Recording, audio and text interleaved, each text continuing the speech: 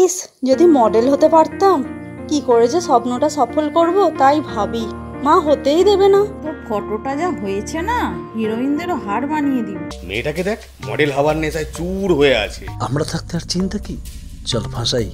আগে ফেসবুকে একটা ফেক পেজ খুলতে হবে। ম্যাডাম, আমরা আপনার প্রোফাইল দেখেছি। আমরা নতুন ছেলে মেয়েদের মডেলিং ও অভিনয়ের সুযোগ দিয়ে থাকি। আপনি ইচ্ছুক হলে নিচের নম্বরে যোগাযোগ করবেন। ধন্যবাদ। মনে হয় স্বপ্নটা এবার সত্যি হয়ে যাবে। হ্যালো, দেখুন আমি মেসেঞ্জারে আপনাদের থেকে একটা মেসেজ পেয়েছি মডেলিংয়ের জন্য। এই নাম্বারে কল করতে বলা হয়েছে। হ্যাঁ, কিছু মডেলিংয়ের কাজ এসেছে আর একটা ফিল্মেরও কাজ এসেছে।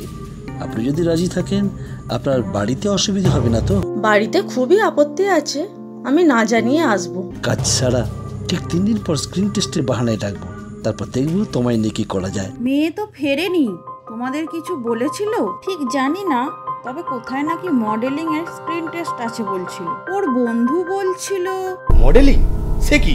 আপনার মেয়ের ফোন নাম্বারটা দিন আর একটা রিসেন্ট ফটো দিন, আমরা এখনই খোঁজ শুরু করে দিচ্ছি। এটা কি জায়গা? এখানে স্ক্রিন টেস্ট হবে? আরে মামুনি, তুমি না কিছু বুঝো না। ফুল সিনেমা হবে এখানে, আমার দোস্তরা এলো বলে। তো পেয়েছি।